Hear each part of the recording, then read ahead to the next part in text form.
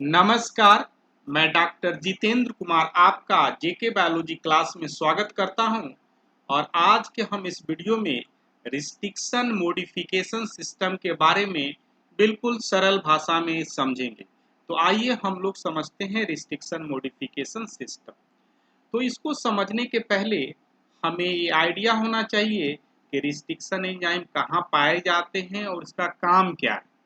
तो restriction enzymes जो पाए जाते हैं बैक्टीरिया के अंदर पाए जाते हैं और इनका काम क्या है, डीएनए को स्पेसिफिक साइट पर काटना। मान लीजिए कि ये हमारा डीएनए है और ये क्या यहाँ पर रिस्ट्रिक्शन एंजाइम्स हैं जो इस पर एक्ट कर रहे हैं। और इसके बाद क्या होगा कि ये रिस्ट्रिक्शन एंजाइम्स ये डीएनए को कट कर देगा और कट करने के बाद होगा क्या, जो इनकी प्रॉपर्टीज है डीएनए का, ये प्रॉपर्टी क्या हो जाएगा, खत्म हो जाएगा। तो ये कहाँ पाए जाते हैं, बैक्टीरिया में। याद रखना है ये प्रोकैरियोटिक सिस्टम में पाए जाते हैं, यूकेरियोटिक सिस्टम में नहीं पाया जाता है। तो अगला सवाल दिमाग में आता है कि बैक्टीरिया क्यों रखते हैं इस तरह का एंजाइम। तो बैक्टीरिया इस तरह का एंजाइम अपने डिफेंस सिस्टम के लिए रखते हैं, अपने बचाव के लिए रखते हैं कि अगर कोई वायरल इन्फेक्शन होगा तो कैसे उससे वो बच सकते हैं। तो बैक्टीरिया क्या करता है कि जब भी कोई बाहर का डीएनए का इन्फेक्शन हो, वायरल इन्फेक्शन हो, उस परिस्थिति में वो वायरस के डीएनए को क्या कर देगा, अपने रिस्ट्रिक्शन एंजाइम से उसको क्या कर देगा, क्लीव कर देगा। जो कि वायरल डीएनए एक्ट कैसे कर रहा है, फॉरेन डीएनए, बाहर का डीएनए है, और उसको क्या कर देगा, कट करने के बाद अपने आप को क्या करेगा, इन्फेक्शन से बचा लेगा।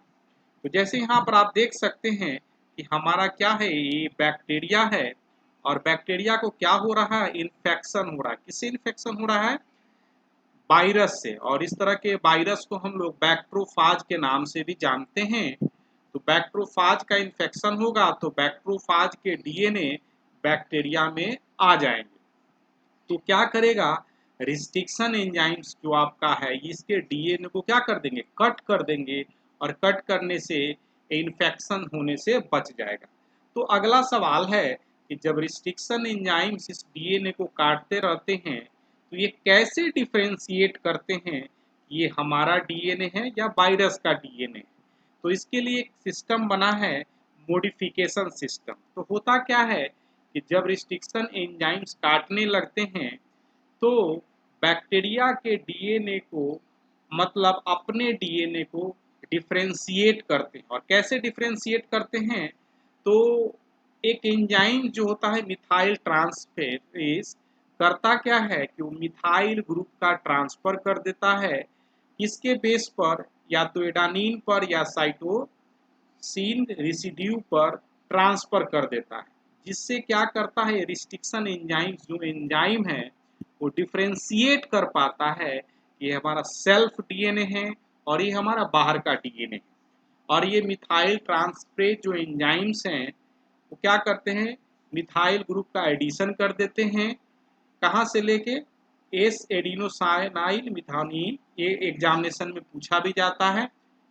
सबस्ट्रेट की तरह काम कर रहे हैं जो जो एडानिन और साइटोसिन के बेस पर ट्रांसफर कर देते हैं। और इन दोनों के लिए दो कॉमन एंजाइम्स हैं, जीन हैं जो इन्वॉल्व होते हैं, डैम और डीसीएम। डैम जो है मिथाइलेशन इन एडानिन करता है और डीसीएम मिथाइलेशन इन साइटोसिन करता है। ये ध्यान रखना है, ये जीन के नाम कभी पूछे जाते हैं। तो हमने यहाँ पर देखा क्या कि बैक्टीरिया जब कि रिस्ट्रिक्शन एंजाइम जो बाहर के डीएनए को काट कर रहे हैं तो अपने डीएनए को बचने के लिए मिथाइल ग्रुप का एडिशन कर देते हैं। और कहाँ पर करते हैं, बेस पर करते हैं। कौन बेस पर फ्रिक्वेंटली करते हैं, एडानिन और साइटोसिन पर। और दो जीन काफी अच्छे तरीके से इस पे इन्वॉल्व होते हैं, डैम और डीसीएम। तो एक छोटा सा सवाल पूछा जा सकता है कि अगर आप, कोई बैक्टीरिया है और बैक्टीरिया में डीसीएम और डैम जो जीन है नॉकआउट है और मिथाइलेशन का सिस्टम इसमें काम नहीं कर रहा है, तो अगर किसी तरह का इन्फेक्शन होगा तो रिस्ट्रिक्शन एंजाइम डिफरेंशिएट नहीं कर पाएगा। जैसा कि वो वायरल डीएनए को काट देगा और अपने डीएनए को भी काट सकता है। तो हमने यहाँ पर देखा क्या कि कैसे रिस्ट्रिक्शन मॉडिफिकेशन सिस्टम काम करता है बाहर के डीएनए को काटने के लिए और साथ ही साथ अपने डीएनए को बचाने के लिए। तो एक तरह से ये जो है मिथाइलेशन क्या करता है, एक प्रॉपर्टी है, इससे आधार पर अपने आप को डिस्टिक्शन एंजाइम सेल्फ और नॉन सेल्फ डिफरेंशिएट कर पाते हैं। Thank you. अगर आप इस वीडियो को पसंद करते हैं तो इस चैनल को लाइक करें, शेयर करें, सब्सक्राइब करें और thank you for watching the video. और अपना कमेंट बॉक्स में लिखना ना भूलें। थैंक्स वंस मोर।